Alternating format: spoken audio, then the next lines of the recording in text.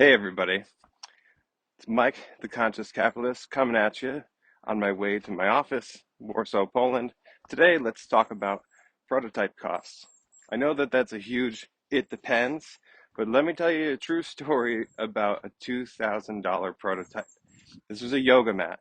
And as I was saying in the previous video, MOQs can be an issue for everyone, myself included. So let's break apart in your mind what a yoga mat is. What are its functions? What are its technical features?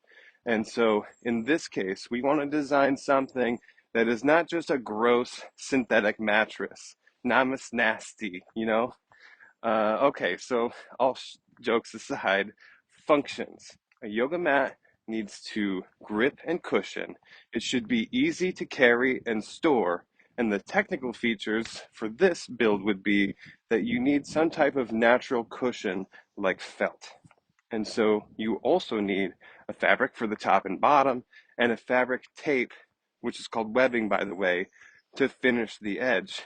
And you also need a diamond pattern to sew. This is called mattressing to keep it all together. So what are the costs? Well, in this case, it's all over the place. So firstly, you need to buy samples of fabric and cushion material. Each vendor will probably cost around $50 with the sample and shipping, no freebies. Once you decide on a fabric, then you have your MOQs. So a yoga mat is about 180 by 60 centimeters. I don't know that in inches, but the fabric meter is 145. So if you remember from the last video, that is the width of the loom. So it might be worth it to make an extra wide yoga mat because you pay for the material whether you use it or not. Now, what about the cushion?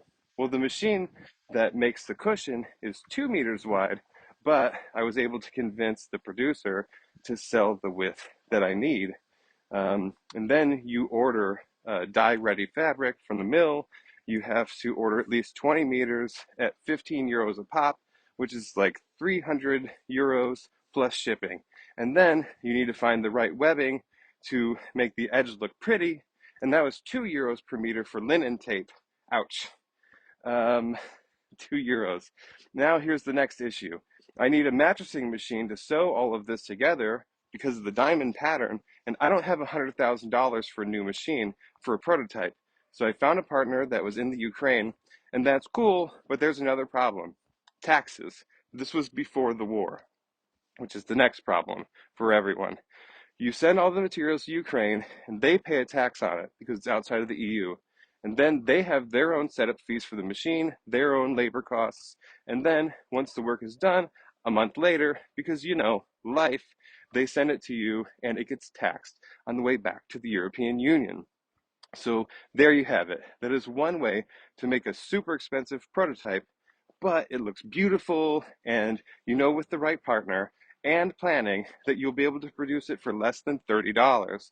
And with the rule of five, your customer wants to sell this for $200, and the rule of five is showing 150. Well, what's the rule of five? We're going to get to that soon in the next video. So for now, thank you for joining me on this story about a prototype. This was a true story. Don't forget to like and subscribe. This is a brand new channel, and that's the best way to grow it.